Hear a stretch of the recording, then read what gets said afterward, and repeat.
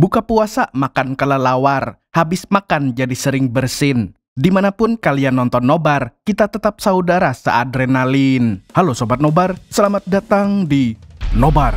Kembali lagi bersama saya Mamang Tobi yang kali ini akan membawakan film yang sedikit berbeda berjudul Valley of the Wolves Palestine yang dirilis pada tahun 2011. Menceritakan tentang 3 agen terlatih dari Turki yang mendapatkan misi untuk membantu warga Palestina dalam melawan pasukan Israel. Di film ini kalian akan melihat kejoliman Israel yang membantai orang-orang tidak bersalah demi keserakahan duniawi.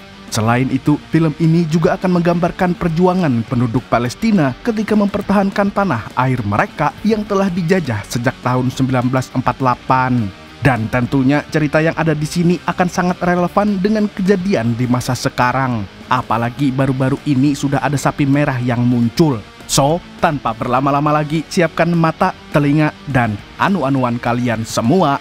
Mari kita nobar dan inilah Valley of the Wolves Palestine.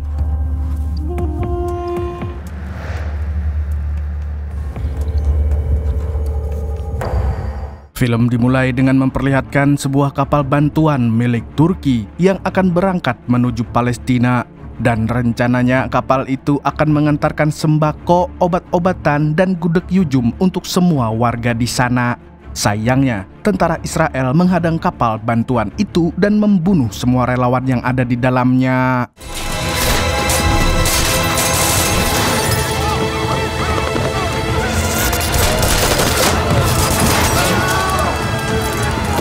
Di sini terbukti kalau Israel benar-benar kejam. Mereka tidak akan tinggal diam jika ada negara yang ingin membantu Palestina. Bahkan di saat bulan Ramadan, para jamet Yahudi ini tetap menyerang orang-orang yang tidak bersalah. Dan orang yang mendalangi penyerangan tadi adalah seorang komandan militer Israel yang dikenal dengan nama Mose, tapi saya lebih suka menyebutnya dengan nama Samidi. Sebenarnya tidak pantas juga karena kebrutalannya ini benar-benar keji dan sangat di luar nurul. Beberapa hari kemudian kita diperlihatkan dengan 3 orang agen khusus Turki yang dipimpin oleh agen senior bernama Polat Alamdar. Rupanya mereka mendapatkan misi untuk menemui petinggi militer dan membahas tentang pembantaian di kapal milik Turki. Sayangnya, di depan gerbang penjagaan, para tentara Israel menahan mereka bertiga. Selain itu, mereka juga menahan seorang pemandu wisata bernama Simon yang berasal dari Amerika. Walaupun mereka sudah menjelaskan dengan baik, tapi para jamet itu tetap melarang orang asing untuk masuk ke wilayahnya. Dan karena cara damai tidak berhasil, Polat CS pun akhirnya terpaksa membrutal saat itu juga.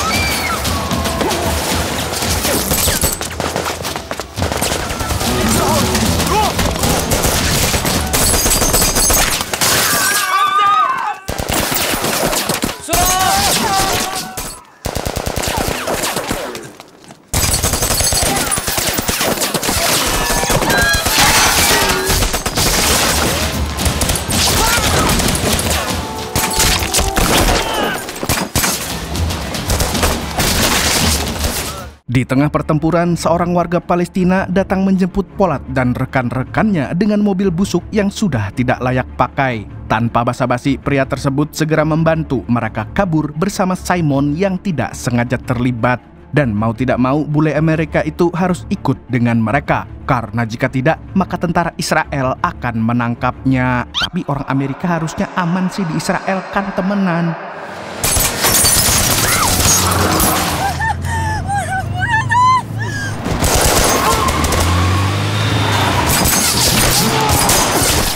Setelah lolos dari kejaran musuh, Simon jatuh pingsan gara-gara tidak kuat melihat darah. Lalu di sini Polat mengecek identitasnya yang tidak mencurigakan sama sekali.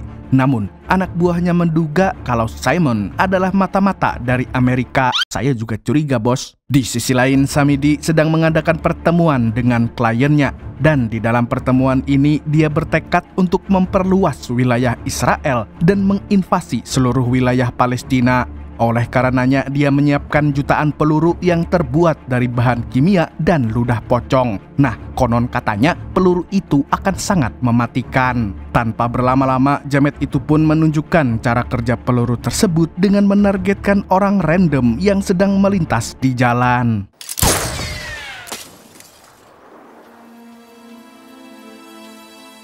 Setelah membunuh orang tidak bersalah, Samidi dan kliennya menghampiri mayat si korban. Mereka kemudian melihat luka tembak dari peluru itu yang tampak sama seperti luka tembak konvensional pada umumnya. Akan tetapi bahan kimianya akan menyebar ke seluruh tubuh dengan sangat cepat dan ludah pocong yang terkandung di dalamnya akan mempercepat proses pembusukan. Jadi intinya peluru ini 10 kali lipat lebih mematikan daripada peluru biasa yang dijual oleh Mamat Gun Shop. Tidak berselang lama, anak buah Samidi datang dan melaporkan bahwa ada 3 agen Turki yang berani mengacak-acak wilayah penjagaan Israel. Dan tampaknya mereka berniat untuk membalas pembantaian yang terjadi di kapal bantuan milik Turki. Mendengar hal itu, Samidi pun menyuruh anak buahnya untuk menangkap mereka semua. Getirdiğimiz mermileri de yerleşimcilere dağıt. Di waktu yang sama, Polat dan rekannya sedang beristirahat di rumah warga yang bernama Abdullah yang menyelamatkan mereka saat pertempuran tadi. Dan ternyata dia adalah informan yang telah membantu mereka selama ini. Selain itu, keluarga Abdullah juga mengobati luka di tubuh Simon. Tapi karena merasa sungkan, bule itu memilih pergi meninggalkan rumah tersebut. Namun, keluarga Abdullah melarangnya pergi karena tentara Israel akan menembak siapapun yang berkeliaran di malam hari agar tidak ada pemberontak, begal, ataupun maling. Dan kondisi ini sudah berlangsung selama puluhan tahun di mana warga Palestina terpenjara di tanah mereka sendiri. Meskipun begitu, Simon tidak berubah pikiran dan langsung pamit pada mereka. Lalu di sepanjang perjalanan dia melihat suasana Gaza yang sangat mencekam. Dan tidak lama kemudian tentara Israel datang sambil menembakkan senjatanya. Spontan, Simon pun terpaksa kembali ke rumah Abdullah.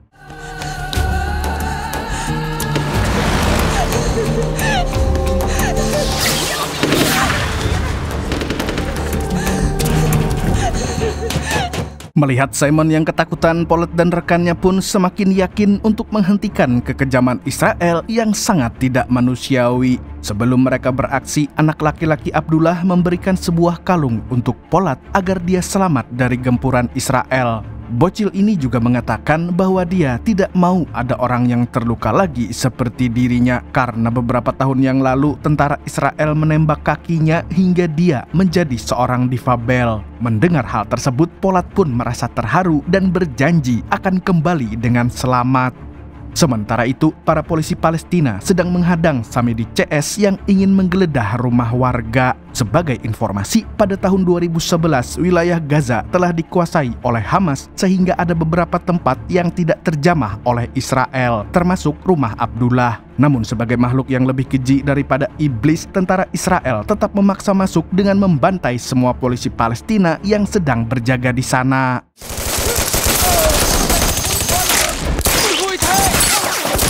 Karena sudah tidak ada polisi, Samidi CS langsung menggeledah rumah warga serta menculik orang-orang yang tidak bersalah.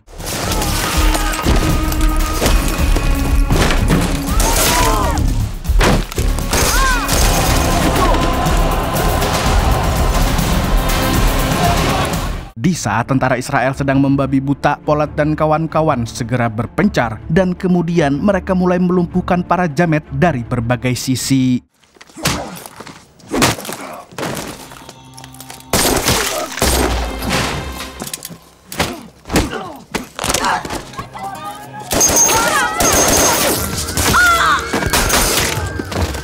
Tapi sialnya, tentara Israel tidak berhenti menyerang. Mereka justru membantai para warga dengan sangat santuy. Tidak hanya itu, mereka juga menyekap orang-orang di dalam bus.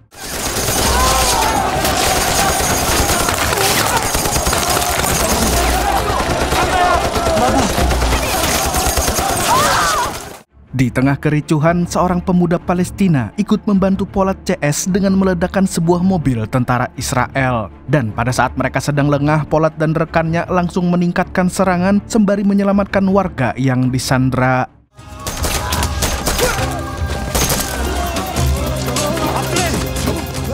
Melihat para warga yang dilepaskan, Samidi pun tidak tinggal diam dan mengerahkan pasukannya untuk membantai semua musuh tanpa pandang bulu. Lah emang begini Israel anjing.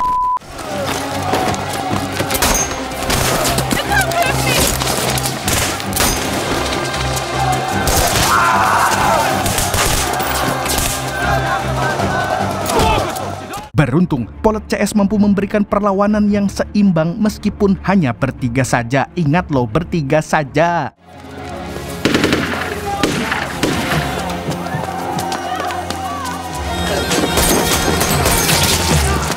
Hingga akhirnya mereka mampu mengusir tentara Israel dari wilayah tersebut. Bahkan, Polat CS juga berhasil membuat Samidi terluka parah. Tapi sayangnya ada banyak warga yang tewas dan terluka, mulai dari anak-anak hingga orang tua.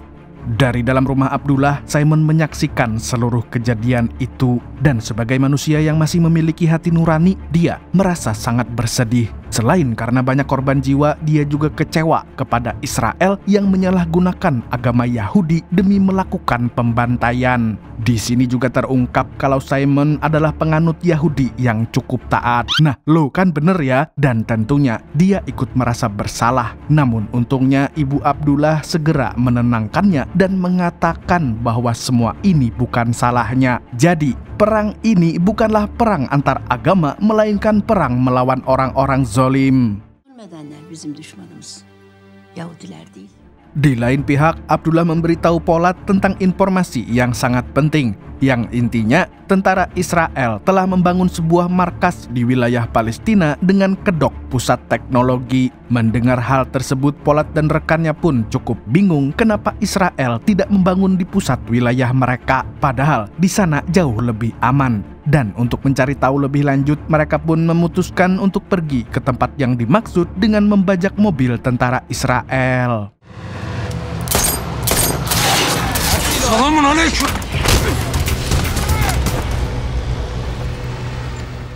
Setelahnya mereka pergi menuju pusat teknologi. Di sana, Polat dan rekannya langsung menyamar menjadi karyawan gedung. Lalu saat para penjaga lengah, mereka pun mulai menghabisi mereka satu persatu.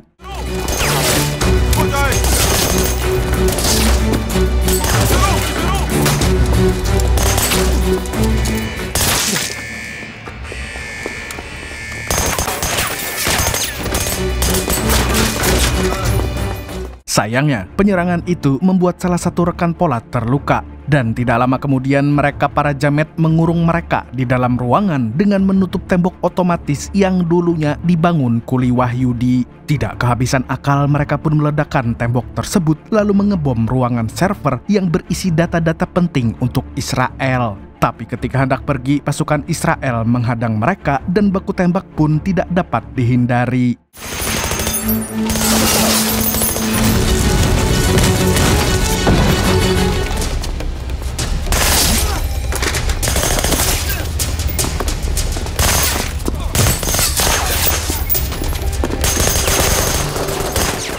Singkat cerita, mereka pun berhasil melarikan diri dengan selamat. Keesokan harinya, Samidi terbangun di rumah sakit setelah menerima perawatan intensif. Meskipun selamat dari kematian, namun dia harus rela kehilangan sebelah matanya. Lah jadi kayak Dajjal. Merasa sudah dipermalukan, dia pun bertekad untuk balas dendam kepada agen Turki tersebut. Samidi dan pasukannya lalu kembali ke markas mereka, dan tentu saja mereka langsung terkaget-kaget karena tempat itu sudah hancur lebur. Sekali lagi Samidi merasa telah dipermainkan oleh Polat CS. Dia kemudian melihat rekaman CCTV dan menemukan sosok Abdullah di rekaman itu. Alhasil dia pun berniat menangkap seluruh anggota keluarganya sebagai umpan untuk menangkap Polat. Di rumah Abdullah, Simon sedang merasakan perdebatan batin. Di satu sisi, dia sangat terharu melihat kebaikan warga Palestina kepadanya. Namun di sisi lain, dia adalah orang Yahudi. Setelah merenung cukup lama, Simon memutuskan untuk berpakaian seperti warga Palestina dengan memakai pakaian yang menutup aurat sebelum menutup usia.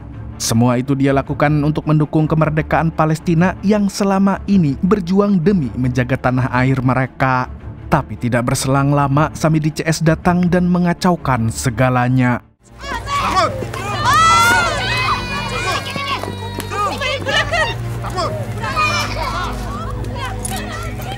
Mereka lalu menyeret semua perempuan yang ada di sana dan memasukkannya ke dalam mobil. Namun, Samidi sengaja tidak membawa anak Abdullah yang lumpuh karena dia memiliki rencana yang lebih kejam. Dan ternyata rencana yang dimaksud adalah meruntuhkan rumah itu ketika anak lumpuh tersebut masih berada di dalam.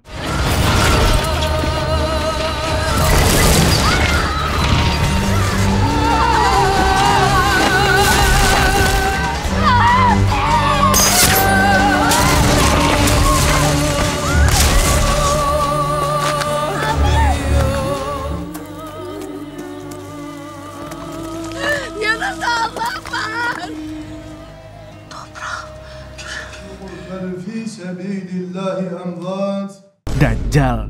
Di tempat seorang tabib, rekan Polat yang tertembak akhirnya berhasil diselamatkan. Setelahnya, mereka kembali menyusun rencana yang baru untuk menghancurkan markas utama milik Israel. Dan agar serangannya tidak sia-sia, mereka akan mencuri senjata Israel terlebih dahulu. Kemudian, senjata itu harus dibagikan kepada warga Palestina yang siap bertempur. Di tengah diskusi, seorang tabib datang memberikan kabar duka bahwa keluarga Abdullah diculik oleh Samidi dan anak laki-lakinya telah meninggal dunia. Mendengar kabar tersebut, Abdullah pun tidak sanggup menahan kesedihannya.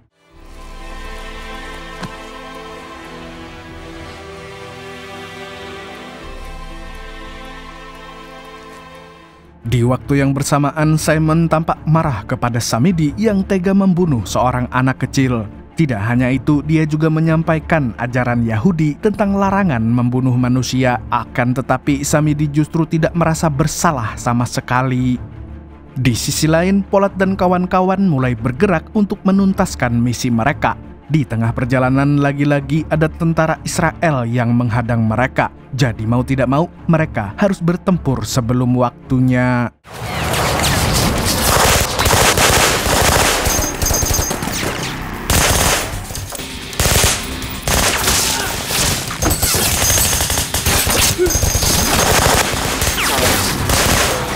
Karena kalah jumlah, akhirnya Polat membajak tank milik Israel yang mirip seperti tank di chat GTA. Dan tanpa tedeng aleng-aleng, dia pun langsung membabat habis para jamet tersebut.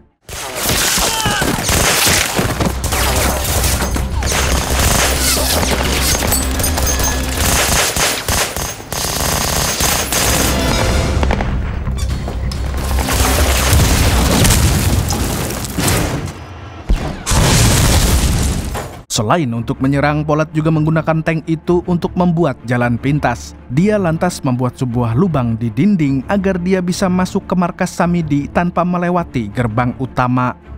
Di tempat lain, Simon dan keluarga Abdullah masih dikurung di dalam penjara. Dan karena sudah tidak punya harapan, bule satu ini hanya bisa meratapi nasibnya. Tidak lama kemudian, ada dua orang sipir yang datang dan membawanya keluar dari sel. Ternyata mereka membawanya untuk menemui kepala sipir.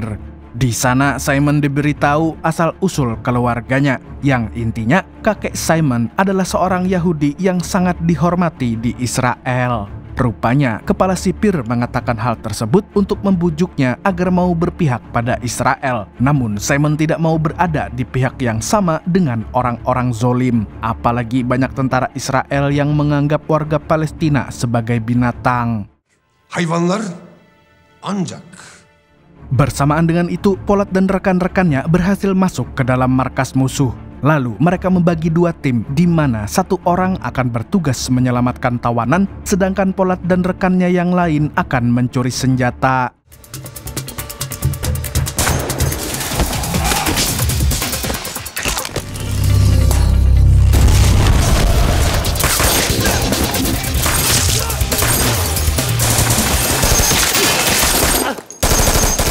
Di tengah perjalanan menuju gudang senjata, mereka harus berhadapan dengan puluhan penjaga. Dan walaupun hanya berdua loh ya, tapi mereka mampu mengimbangi kekuatan para jamet Israel.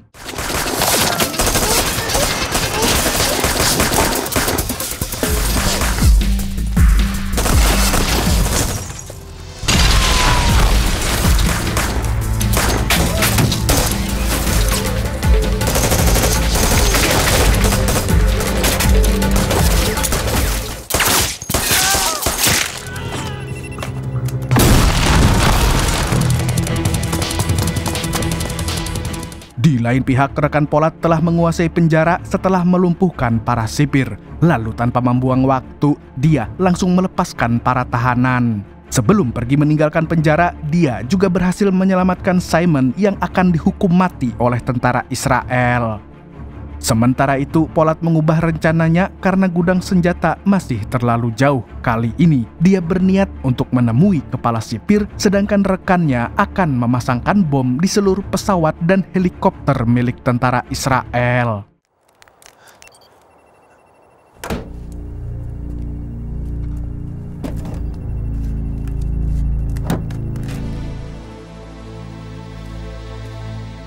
Ketika rekannya sedang beraksi, Polat pun melumpuhkan para penjaga. Hingga akhirnya dia mampu menangkap kepala sipir dan memaksanya untuk menghubungi Samedi. Singkat cerita, Samedi pun datang ke tempat tersebut. Dan mereka berdua sama-sama membawa Sandra, namun bukan Sandra Dewi. 271 triliun, bos. Ah, ngaco. Lanjut. Di sini, Polat menyandra kepala sipir, sedangkan Samedi menyandra tabib yang pernah mengobati salah satu rekan Polat. Mereka lalu terlibat cekcok mengenai konflik Israel dan Turki, yang intinya Israel akan membunuh semua orang Turki tanpa pandang bulu karena telah membantu warga Palestina selama ini. Meskipun begitu, Polat menegaskan kalau dia tidak akan membunuh warga Israel kecuali orang-orang yang melakukan kezoliman, dan tentunya dia tidak akan pernah membunuh anak kecil seperti yang dilakukan oleh Samedi. Meskipun sempat cekcok, tapi mereka berdua memutuskan untuk tidak baku tembak lagi. Lagi pula, Israel sedang fokus memperluas wilayah di Palestina, bukan di negara Turki. Bahkan, Samedi membiarkan Polat pergi membawa kepala sipir dan keluarga Abdullah. Namun sebelum OTW, dia meledakkan semua bom yang telah dipasang.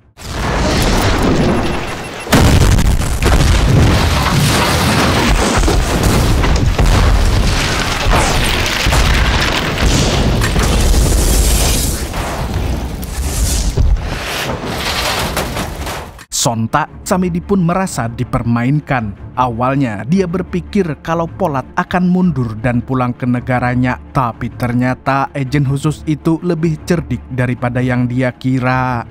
Setelah berhasil pergi dengan helikopter, Polat CS pergi menuju gudang senjata milik Israel. Dan sesuai tujuan awal, mereka akan mengambil senjata untuk dibagikan kepada warga Palestina. Karena Polat tahu kalau tentara Israel akan menyerang lagi dengan skala besar layaknya Yakjud Makjud yang merusak bumi. Keesokan harinya, warga Palestina sudah mempersiapkan diri mereka untuk berjihad. Sebelum terjadi perang, para wanita dan anak-anak mengungsi di Town Hall level 7. Sedangkan para laki-laki dewasa menyiapkan fisik dan mental agar tidak kalah dari musuh abadi mereka. Tidak berselang lama, pasukan Israel datang dengan seluruh kekuatannya. Bahkan mereka sampai membawa tank, padahal lawannya adalah warga sipil biasa. Lalu dengan mengucapkan bismillah, warga Palestina pun melawan tanpa rasa takut sedikit pun.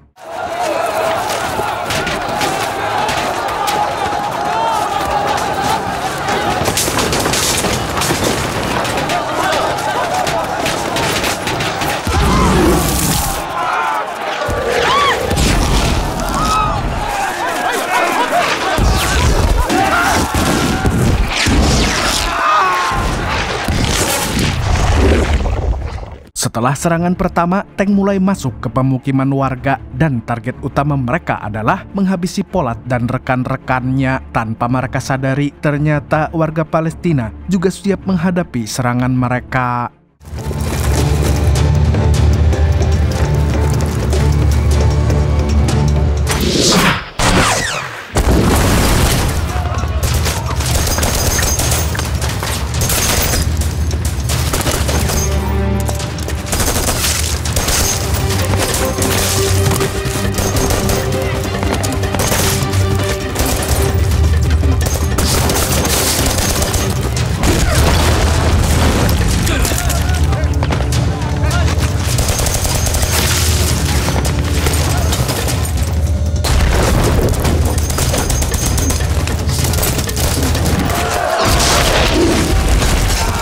Untuk mengecoh musuh, Polat dan kawan-kawan pun berpencar, karena jika mereka berada di posisi yang sama, maka pasukan Israel akan menghabisi mereka dengan sangat mudah. Sementara itu, penduduk Palestina tidak henti-hentinya menggempur para jamet laknat meskipun dengan senjata yang ala kadarnya.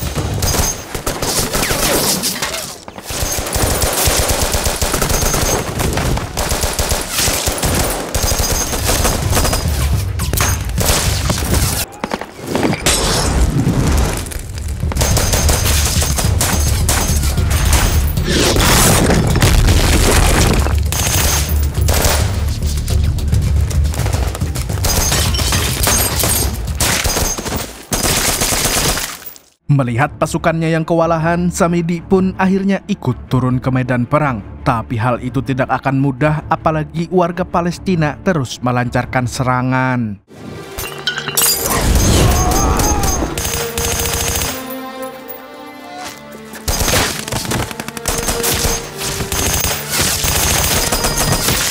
Naasnya, Abdullah harus gugur dalam pertempuran, dan tentunya dia meninggal dengan membawa kehormatan karena mengorbankan diri demi membela tanah airnya. Di sisi lain, warga Palestina bersatu untuk menghancurkan tank Israel yang berusaha masuk ke area pengungsian.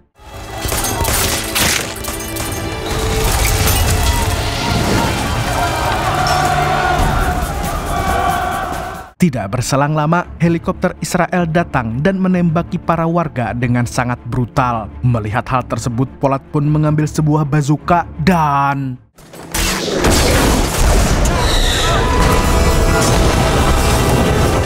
Di tengah pertempuran yang semakin sengit, Polat akhirnya bertemu lagi dengan Samidi. Dan tanpa pikir panjang, dia langsung mengarahkan pistolnya lalu menghabisi jamet laknat itu tanpa ampun.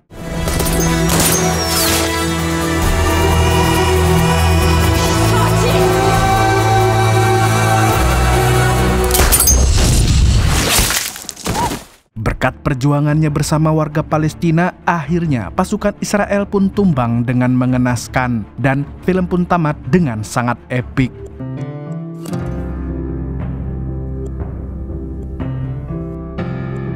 Walaupun berhasil menang, tapi konflik antara Palestina dan Israel masih berlanjut hingga sekarang. Oleh karena itu, kita sebagai orang yang masih punya rasa kemanusiaan harus ikut membantu mereka. Dan kalau punya uang lebih, sebaiknya disumbangkan saja, jangan malah dipakai main slot.